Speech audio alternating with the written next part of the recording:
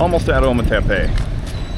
Last stop is about a 1 hour or less boat ride from here, Puerto San Jorge. This little guy's gonna take us.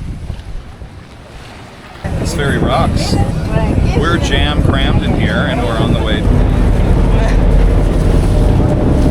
Lots of pushing and shoving, but we are out. Yikes. We have found our little apartment. Apartment Beach Cabins. This is what the area between two volcanoes looks like. It's the island's taint. We're going to walk from our stay to nearby Balcu. It's Hostel's Opelote.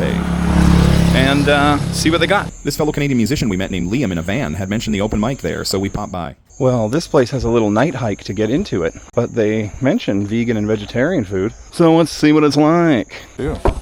Amazing. We were assured that lasagna was vegan specifically, but oopsie, it was not, obviously. So we went with alternate choices of Eggplant, burger,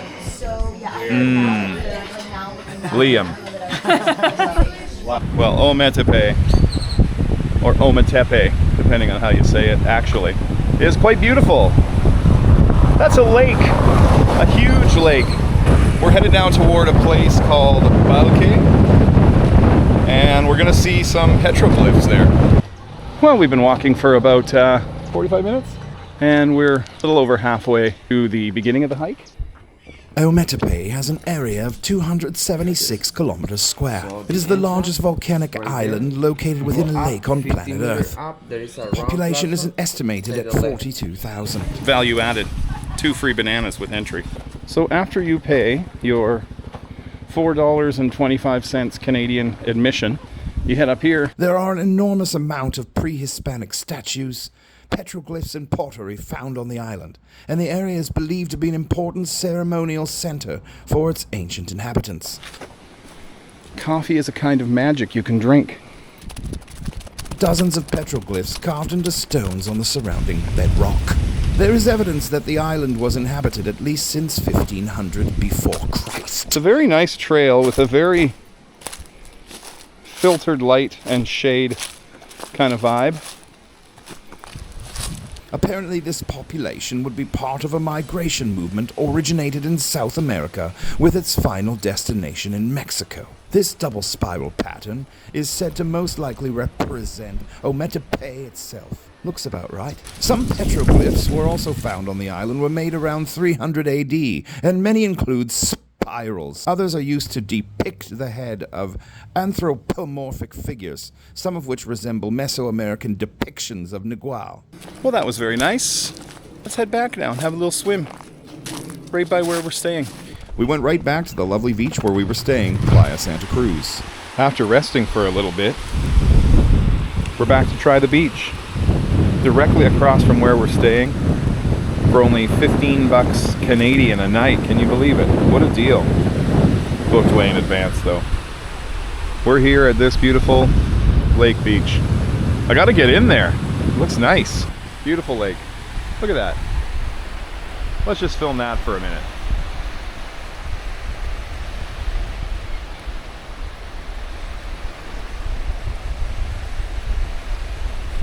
Stays that face the beach here get a lovely cooling headwind and have among the nicest, most hangoutable beaches on the island, in my opinion.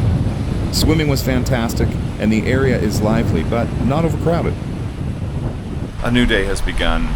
That day is Saturday. Come on with us today as we head to Ojo de Agua. It's a beautiful spot to swim. We're gonna walk there. Probably take about an hour and a half. A beautiful volcano in this region? What a surprise! What's in the middle of that mountain? Deadly queso! Hot salsa! Toxic masculinity! 20 minutes left in the walk. Whew. Whew. It's better be worth it. Finally, we make a lap. Here it is. There is a near constant stream of people going to whatever this is. That's a no. Holy, it's so busy. So instead, to nearby Playa Primavera. Playa Primavera is another awesome beach. There's an unwavering first impression. Freshwater beaches. Wow. I'll say it again. Wow, truly nice water. A little bit thrashy in the surf out there, but I guess that explains why everyone's doing all that kiteboarding. I sound 1,000 years old. Looks awesome. Feels awesome, nice and warm. We stopped by a restaurant called Natural. Both the pizza and the torta crust were clearly the same, and they were as thin and as crunchy as a cracker. Not bad. Bill was $20 US. That is a monster. Enough of this walking everywhere like some sort of ground living being. Let's get elite. How does one do that? Well, we've rented a scooter. That's the best way to see any island that we've been on. We're gonna go back now, Ojo de Agua, and see if it is less busy. Because I'm interested to go, but not when there's 200 people in there. Let's check it out. Well, there we go. We've parked, and we're gonna go in. It feels less busy.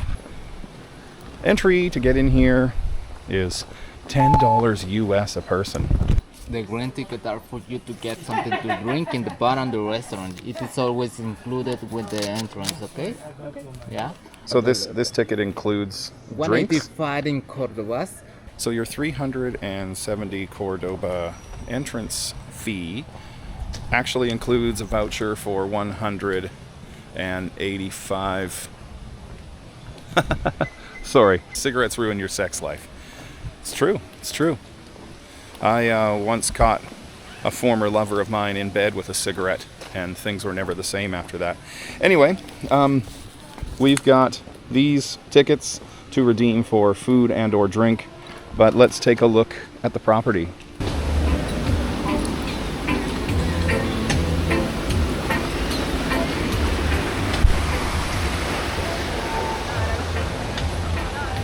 All right, so the menu, an order of papas fritas comes in at $2.05, and drinks are reasonable. Well, these fries would be worth about $8 Canadian. But they're included with our admission. This is a beautiful place overall. There's change rooms, there's bathrooms, and a beautiful, crisp, clear, clean, giant swimming area. The other day when we came here and it was packed full, I'm sure that still would have been unpleasant to some degree, but it's roomy. Enjoy the lush tropical backdrop that is Reserva Natural Ojo de Agua.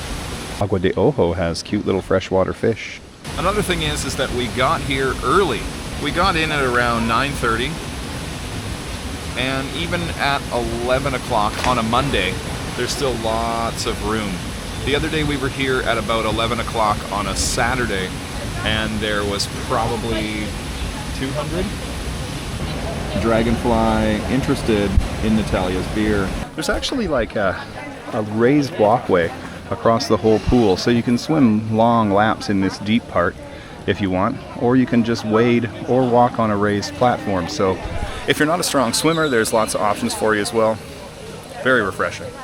All right, let's get back on the scooter and go to the next place. Did you enjoy your swim, David? Oh yeah, it was awesome. Really nice spot.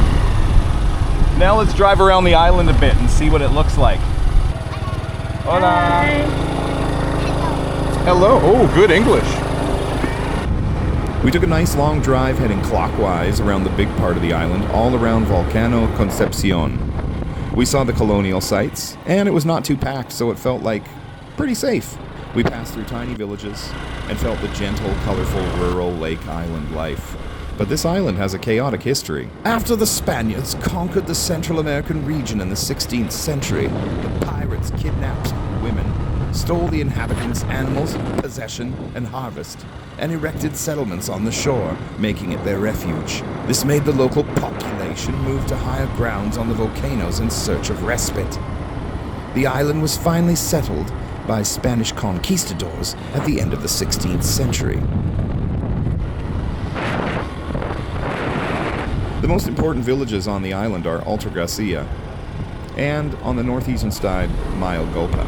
Now we're in Mayogopa. These two villages are the center of the two municipalities, and the island is divided between the two. Many traditions have been kept alive, and thus inhabitants of Ometepe celebrate more religious and folk festivals than anywhere else in Nicaragua. Today, Ometepe is developing tourism and ecotourism with the archaeological past and the bounty of its nature sanctuary, the exotic vegetation, animal, and bird life as major draws. We are staying here, and we went to Ojo de Agua, and now we're here, and we're gonna go back. Attention, freaky people. The community is alive and well all over the world. S&M. What else could it be? We got back on the scooter and kept heading on the long way around toward our home base, but the roads got pretty rough for a scooter. Almost through.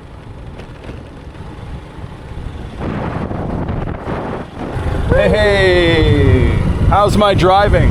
Call 1-800-FUCK-YOU. Wrong. That was a wrong turn. The choppy road fun wasn't over.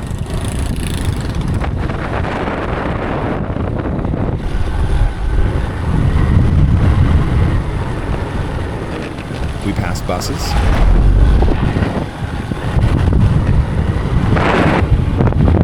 And cows. Town squares. Parks. The stop sign is going to be our right. And more cows. And headed through Alta Gracia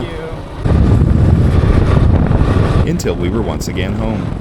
The careful gravel and rough road driving was exhausting, so we took a rest before heading again to Hostel El Zopilote, which was having an all-vegan buffet for $9 Canadian per person. They do that once a week, and all these people budged in front of us in a mad dash to line up, but now that I have shamed them online, we are even and I don't have to hunt them in another life. It was maybe not a buffet so much as having 25 awesome things portioned for you in a very loose lineup, but after we started eating, it energized us and was a great plate of food.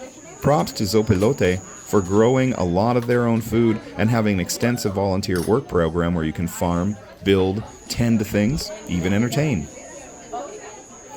Our first impressions of Ometepe, just from walking and scootering around a bit, were that we were so impressed. Amazing. In the next video, we are going to see even more of the island, wildlife watch, eat great food, and just continue to live it up in beautiful Nicaragua. Gracias. What can I tell you? There's literally everything on here. Rice and bread, salad and dressing, some fried stuff, some beans, some tomatoes, a curry, some sort of proteiny thing, 2 or 3 sauces, potatoes. I mean, it's all great. See you next time. Hey, please like, comment, and subscribe. You might as well, you made it this far. For Vegan Everywhere, loving life in Ometepe, Nicaragua, I'm David.